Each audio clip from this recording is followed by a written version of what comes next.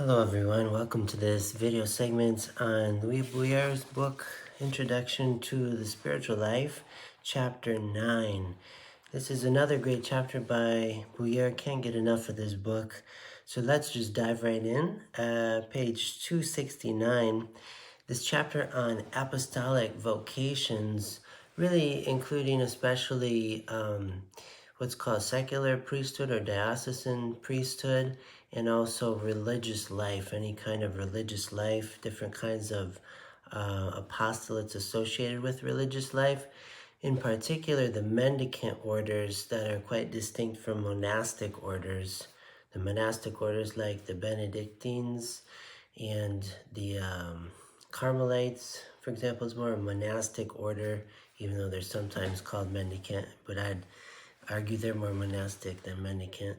And then the mendicant orders, from the Latin root mendicare, to beg, those that are more itinerant in their apostolates. They don't take a vow of stability like the Benedictines, for example, but they're at the service of various needs of the church, serving people in poverty or healthcare or teaching. So the two big mendicant orders that began around the turn of the 13th century are the Dominicans, founded by St. Dominic, and the Franciscans, founded by St. Francis of Assisi. And then also Bouyer talks about the Jesuits along the way in this chapter.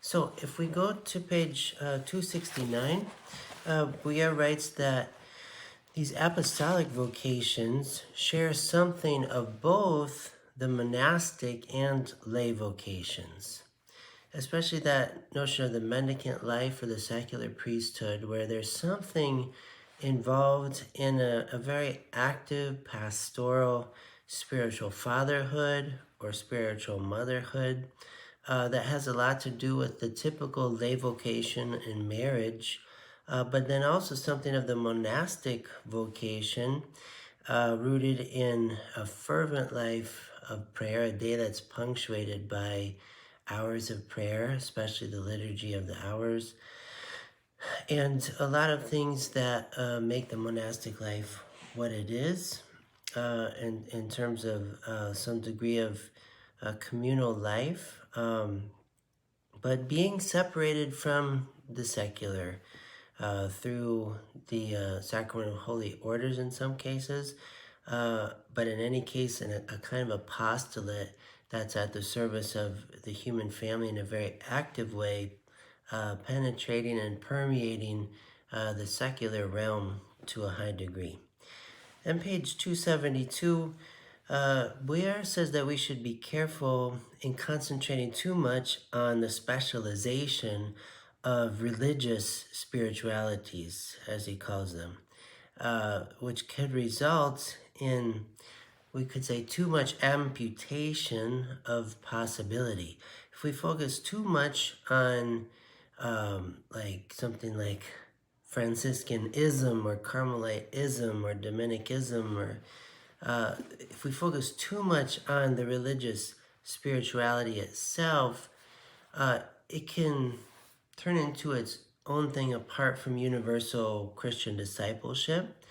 So Bouyer throughout this book is very careful to connect all religious, charismatic, apostolic particularities to the universal call to follow Christ, and that his cross and resurrection are at the heart of that call.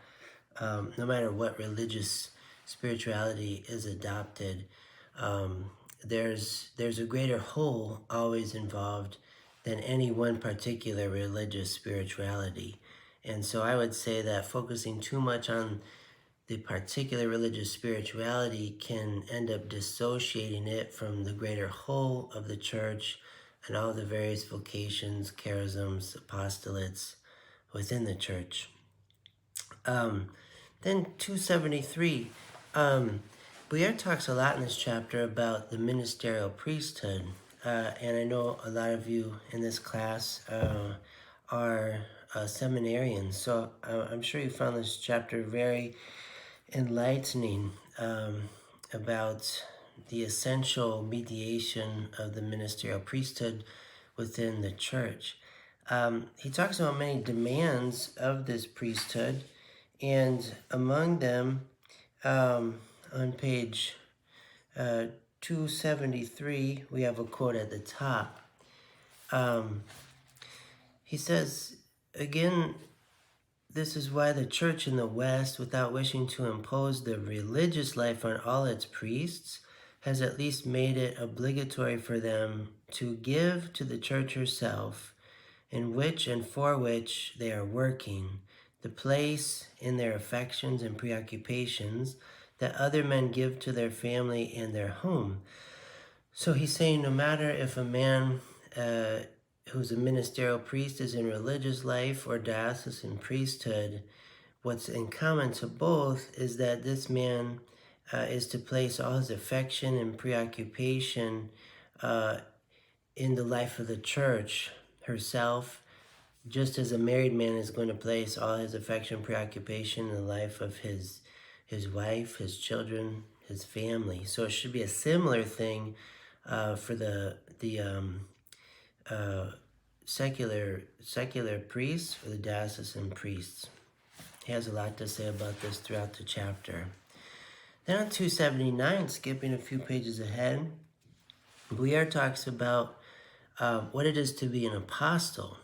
And an apostle, from the Greek word apostolos, which means one who is sent. Apostelein.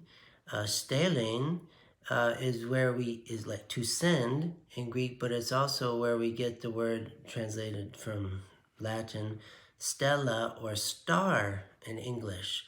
The star that sends forth its light, that throws forth its light, that is not content to keep it all to itself, but in effect becomes a victim of its vital task of sharing its light with the universe.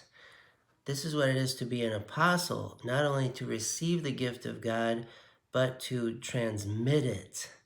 And then just to bring in a little St. Francis de Sales in here from the third part of his introduction, section 24, he encourages us followers of Christ to relate to other people with a moderate cheerfulness.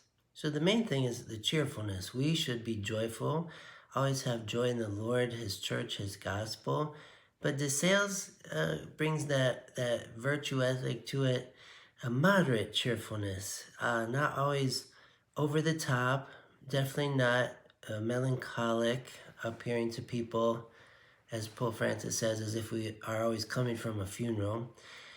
But have cheerfulness. And this is the apostle, again, not only content to receive the gift of God, but to transmit it. And then further on 279, Bouyer talks about how seminarians should live a quasi-monastic life to enhance this receptivity to the gift of God. This is what I see happening at Sacred Heart Major Seminary for sure. All of the prayer involved in the life of the seminarian, and the seminary itself does feel like a monastery of sorts. The communal life, the space, the quiet yet camaraderie. It's really a beautiful venue to grow in this receptivity to the gift of God. So I like how Bouyer talks about this. Then on page 281, he says something that we find new with Christ in the New Testament, the New Covenant. In addition to voluntary poverty, is voluntary virginity, this celibate way of life, which Bouyer calls the supreme consecration. And because of this, a diocesan priest, a ministerial priest, and an apostolic vocation, on page 283 we read, is permanently entrusted with the care of souls to exercise this spiritual fatherhood. So this is one of the great benefits of this voluntary virginity, is it puts a man, in this case, in the ministerial priesthood, at the permanent entrustment of the care of souls and this call to become a spiritual father. The same thing we can say of women in the respective apostolic vocations, like St. Mother Teresa of Calcutta. When a human being puts all of his or her existence at the service of the care of souls that aren't limited to one's household, this is something that opens up in a great freedom and expansive way of service for the care of souls through this voluntary virginity. Finally, page 285 and following, I had a lot of stars these passages. Bouyer talks about this vocation to work among men for sacred ends and for these directly among a concrete group of men.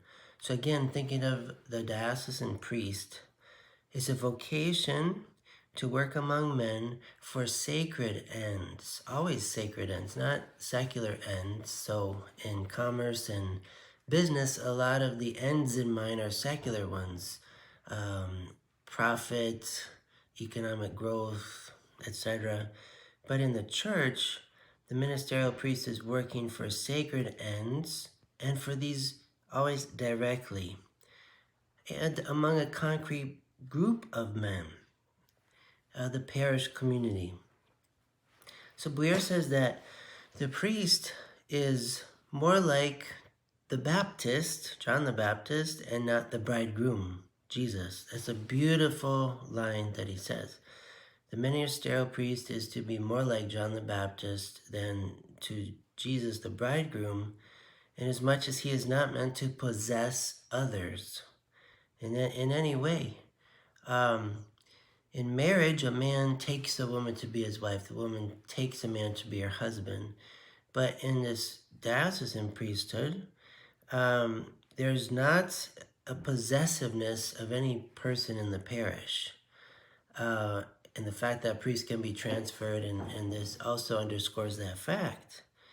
There must be a radical disinterestedness of the priest. That is to say, he doesn't approach people with a lot of self-interest, not making the parishioners his own, but making them belong to Christ, always belong to Christ. The priest always is in the role of the mediator, becoming this bridge between Christ and his people. So it's very important that the priest is more like the Baptist and the bridegroom, but connecting all these people to the vine himself, to the bridegroom, and not to himself. Nevertheless, Bouyer says the priest can't help but be interested in the joys and sorrows, everything going on in the life of the parishioners, accompanying them through it all, visiting the sick, celebrating funerals and marriages and baptisms and all these sacraments. And so Bouyer in the end calls this a disinterested interest in the flock. It's a beautiful paradoxical phrase, but he definitely spends more time talking about the spirit of disinterestedness, akin to the Ignatian spirit of indifference in terms of spiritual discernment. But mainly what it's getting at is that the intentionality of the priest is not compromised or polluted by any self-interest injected into the equation of things. He must constantly be dying to himself, forgetting himself in this life-giving ministry of the priesthood. Maintaining a virginity of soul as well as a virginity of body. And finally on page 302, Bouyer mentions some more recent, relatively speaking, more recent innovations with apostolic life, including third orders, pious associations, fraternities, and secular institutes.